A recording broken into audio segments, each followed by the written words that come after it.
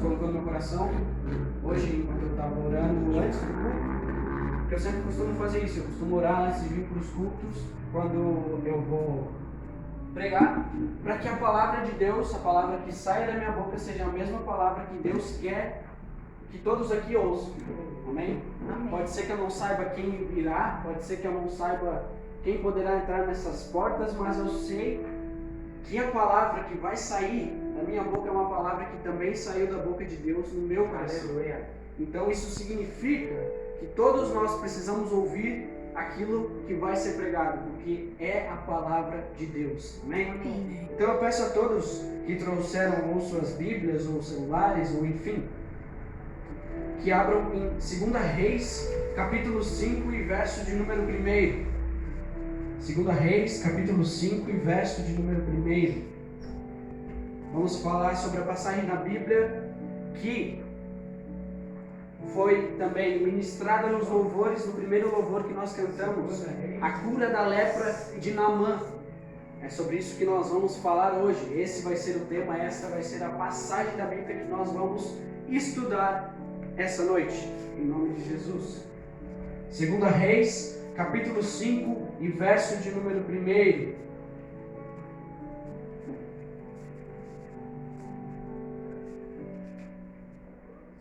Aleluia.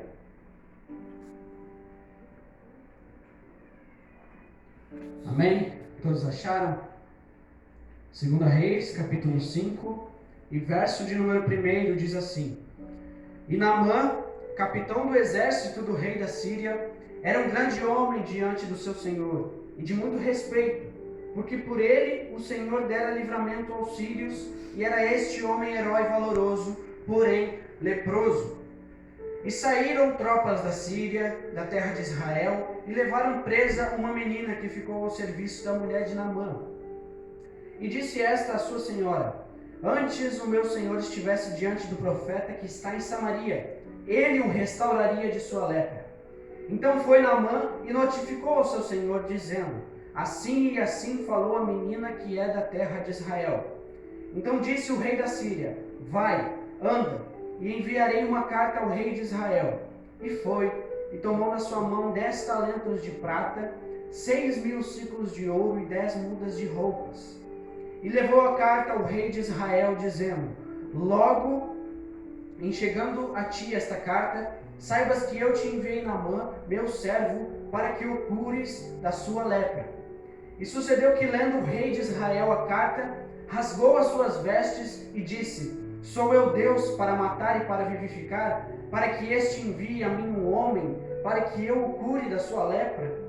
Pelo que deveras notai, peço-vos e vede que busca ocasião contra mim.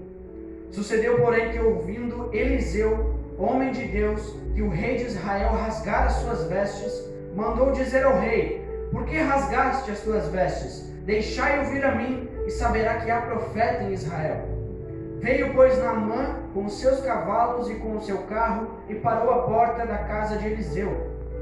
Então Eliseu lhe mandou um mensageiro, dizendo: Vai e lava-te 7 vezes no Jordão, e a tua carne será curada, e ficarás purificado. Porém Naamã muito se indignou e se foi, dizendo: Eis que eu dizia comigo: certamente ele sairá, pôr-se-á em pé, invocará o nome do Senhor seu Deus, e passará a sua mão sobre o lugar e restaurará o leproso. Não são porventura Abana e Farpar, rios de Damasco, melhores do que todas as águas de Israel? Não me poderia eu lavar neles e ficar purificado? E voltou-se e se foi com indignação. Então chegaram-se a ele os seus servos, e lhe falaram e disseram: Meu pai, se o profeta te dissesse alguma grande coisa, porventura não a farias? Quanto mais dizendo-te ele: Lava-te e ficarás purificado. Amém? Até aí. Os irmãos podem se assentar, em nome de Jesus. Então, pelo que nós podemos ver, existia um homem, capitão do exército do rei da Síria. E o nome desse homem era Naamã. Ele era um homem muito valoroso, um homem muito forte, um herói da Síria. Sabe aquelas pessoas que quando passam pela rua, por exemplo, os famosos de hoje em dia, quando passam na rua todos cumprimentam, todos falam. Ele era esse tipo de homem, Naamã era esse tipo de homem, um homem respeitado, um homem que todos conheciam. Se passasse pela rua não haveria um que não olharia para ele com respeito, pois todos respeitavam Naamã, pois ele era chefe, capitão do exército do rei da Síria. Mas a Bíblia conta que este homem sofria de uma das piores doenças naquela época, que era a lepra. A lepra naquela época ainda não tinha cura, ou seja, pegou, morreu. Simples assim.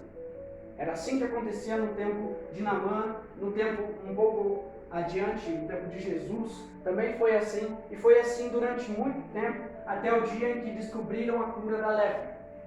Antes disso, quem sofria da doença de lepra, quem tinha lepra, quem ia ao médico com lepra, não podia ser curado. A medicina ainda não tinha descoberto a cura para a lepra. Ou seja, somente com um milagre esse homem poderia ser curado. E eu creio que naquela época na Síria não existia ninguém que fosse realmente de Deus. Na Síria. Então, quando uma menina falou para a senhora dela,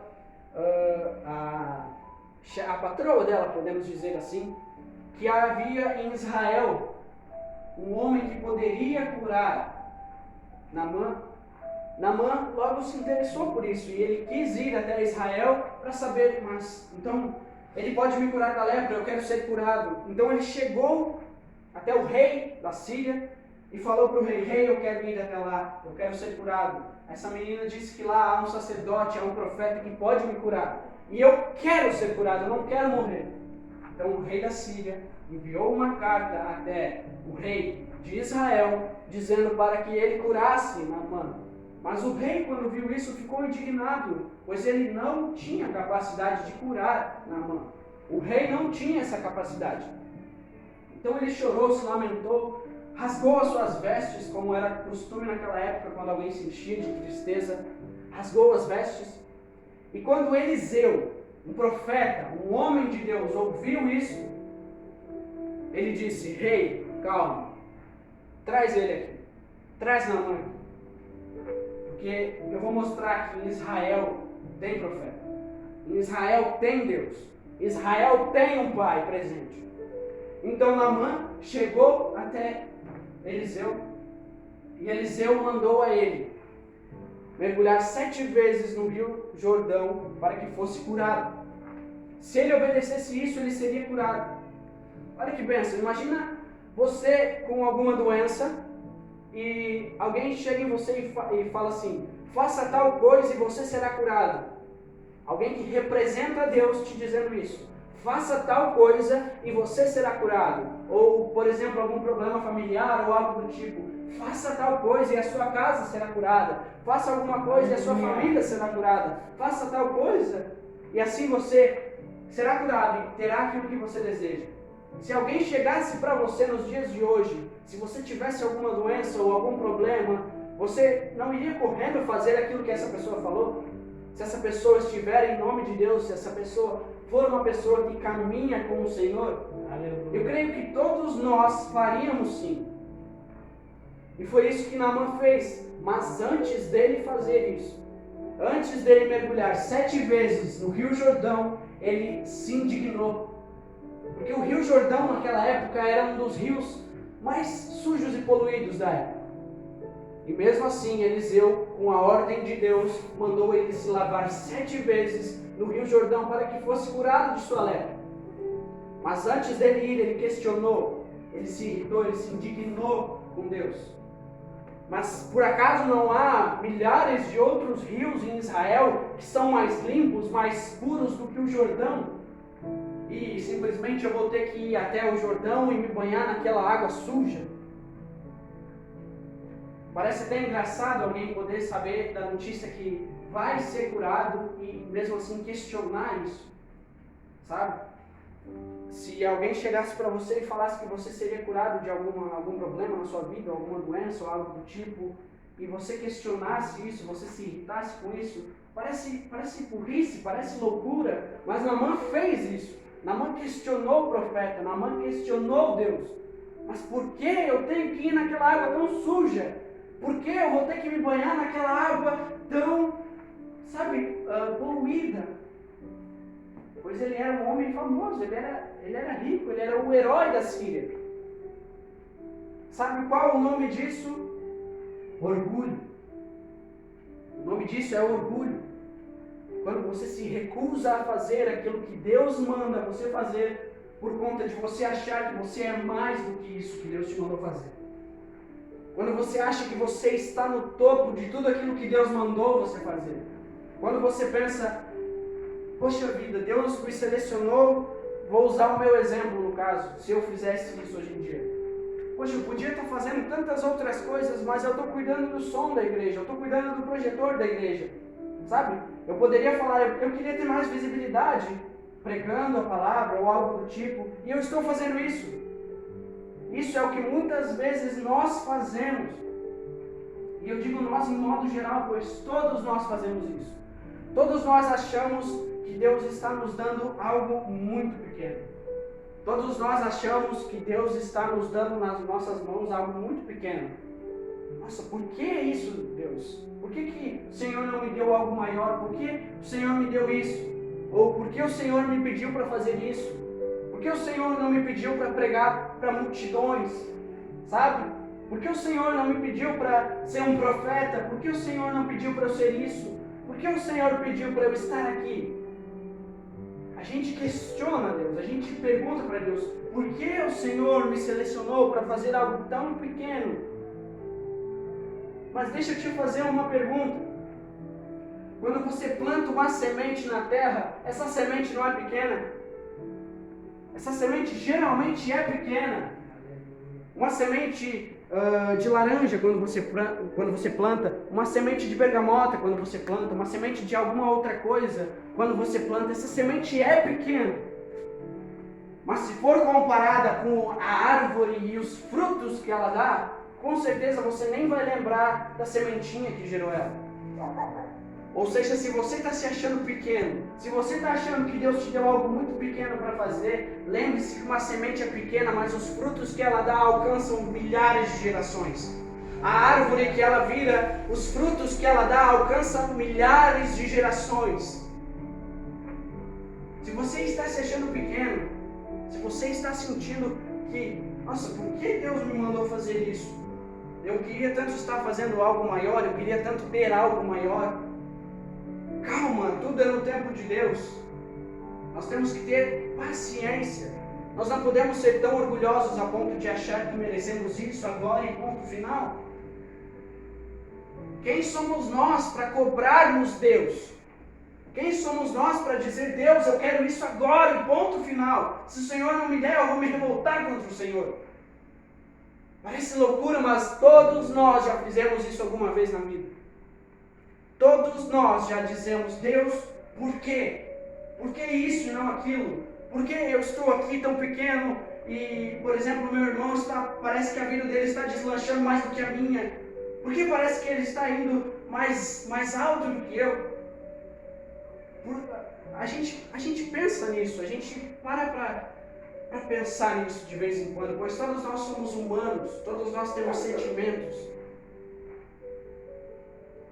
Mas nós não podemos pensar que aquilo que Deus está nos entregando é algo pequeno, pois Deus não é Deus de coisas pequenas. Aleluia. O nosso Deus não é um Deus pequeno para nos dar algo pequeno que não se tornará algo gigante no futuro. Acontece que a nossa visão, aquilo que a gente enxerga somente aqui, sabe? A gente enxerga somente o agora, o presente. A gente não enxerga aquilo que vai acontecer no futuro. Eu estou enxergando aqui algumas pessoas, mas quem disse que essas pessoas estarão aqui amanhã e não estarão pregando para milhares de outras pessoas fazendo fruto? Eu estou enxergando 2 jovens aqui, 2 crianças, mas quem disse que essas crianças, por mais pequenas que sejam, por mais frágeis que sejam, não estarão amanhã ou depois anunciando o Evangelho para os perdidos? Aleluia. Quem disse? Quem disse que amanhã ou depois, qualquer um que está aqui assentado não vai estar aqui onde eu estou pregando? Ou em algum lugar muito maior? Nós temos uma visão limitada, mas Deus enxerga ilimitadamente. A gente enxerga o agora, o futuro, o presente. Deus enxerga o futuro. Deus enxerga além daquilo que nós podemos enxergar. Por isso que muitas vezes nós não vemos propósito para a nossa vida. Muitas vezes nós não temos sentido para a nossa vida. Nós achamos, nossa, mas por que Deus me botou no mundo? Por que eu estou aqui? O que eu estou fazendo? O que eu tenho que fazer? Eu não tenho sentido, eu não deveria existir. Muitas vezes nós nos questionamos dessa maneira e questionamos a Deus também. Deus, por que o Senhor me criou? Deus, por que o Senhor fez isso? Eu não tenho propósito, eu não tenho sentido, eu não tenho um destino. Mas saiba que Deus já escreveu o seu destino. Deus já escreveu onde você estará daqui a 10, 20, 30 anos. Deus sabe exatamente qual vão ser os seus próximos passos. O erro é que nós pensamos que Deus vai nos decepcionar. Nós achamos que Deus não vai nos honrar. Nós achamos que Deus é um Deus que é infiel ao invés de um Deus fiel. Nós não conhecemos o Deus que nós servimos. Por isso achamos que Ele falha, achamos que Deus erra, que Deus vai falhar com a gente, que a gente vai se frustrar com Ele, que Ele vai nos decepcionar, mas Deus nunca decepcionou ninguém. Essa é a verdade. E sempre que alguma pessoa pensou que Deus estava abandonando ela, foi aí que Deus estava perto. Sempre que você pensar que Deus não está com você, que a sua vida não está fluindo, que você não está conseguindo ser aquilo que você deseja ser, lembre-se, é aí que Deus está com você. Sempre que você se sentir sozinho, é aí que Deus está com você. Sempre que você se sentir pequeno, lembre-se de quem você é filho. Aleluia. Quando você se sentir sem valor, lembre do preço que Ele pagou na cruz. Lembre o seu valor, você tem valor. Você é filho, você foi comprado por preço de sangue. Não pense que você é pequeno, não pense que Deus olha para você como algo pequeno. Porque Deus não te olha como você é hoje, Deus te olha como você será daqui a 10 anos. Deus já está escrevendo um destino para você, para sua família, para sua casa, para o seu ministério. Deus está escrevendo coisas grandes na sua vida. Deus não decepciona. Deus não falha. Ele nunca falhou. É engraçado a gente falar isso quando tudo parece que está dando errado. Mas essa é a nossa diferença. Essa é a diferença do cristão para quem não é cristão. Um cristão, quando tudo dá errado, diz: eu tenho fé. Deus não falha, Deus nunca falhou, Ele não vai falhar agora. Mas mesmo assim, às vezes a gente duvida. Mesmo assim, às vezes a gente não consegue confiar 100% no nosso Pai. E a verdade é que nós temos que confiar em Deus de todo o nosso coração. Porque se não for assim, a gente vai se frustrar muito nessa vida. Nós temos que confiar em Deus, nós temos que depositar todo o nosso futuro, o nosso destino, a nossa vida em Deus e nas mãos de Deus. Se você perguntasse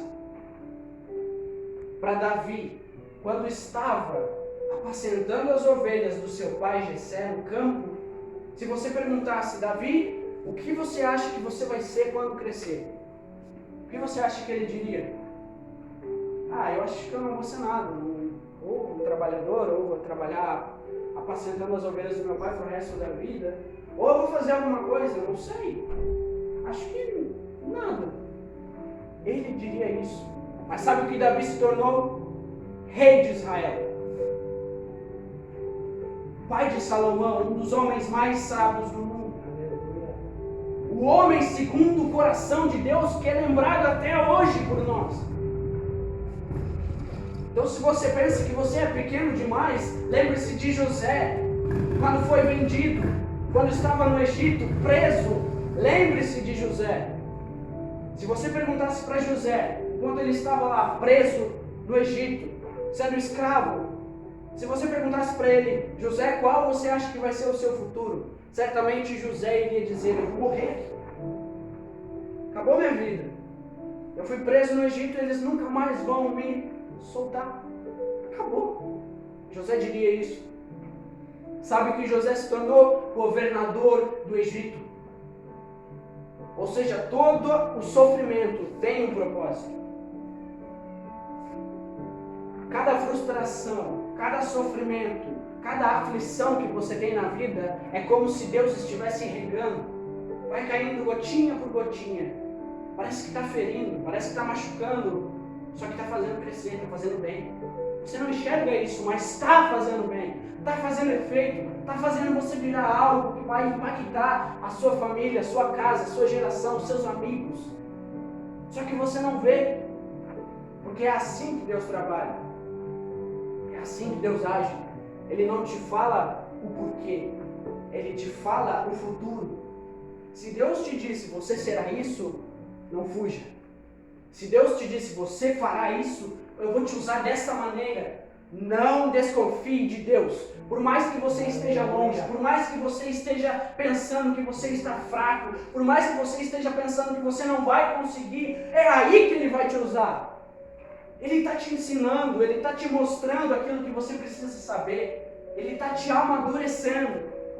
Ele está te fazendo ser alguém que, quando vier um ventinho, não vai te derrubar.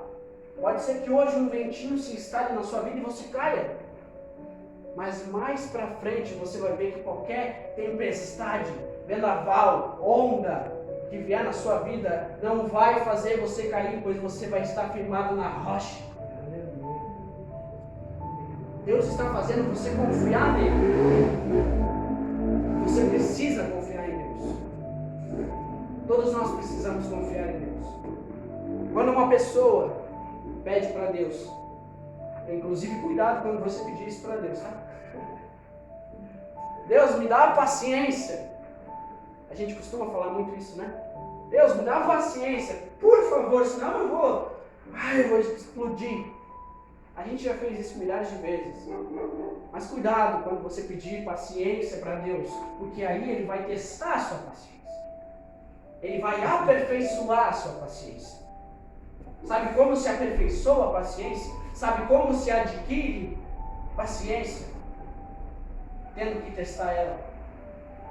Você só se torna alguém paciente depois que você já sofreu muita coisa nessa vida. Você só se torna alguém forte quando você caiu muito nessa vida. Você só aprende a andar depois que você cai, quando tem, sei lá. Eu, no caso, acho que comecei a andar com 1 aninho de idade, né? Você só começa a aprender a andar depois que você cai. Você só sabe permanecer de pé quando você firma os pés. E como você firma os pés? Antes você cai um monte de vezes.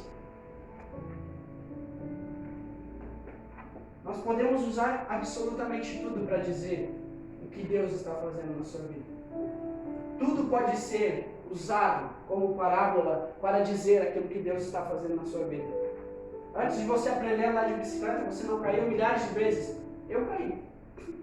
Eu ralei muito meu joelho andando de bicicleta, tentando aprender a andar de bicicleta.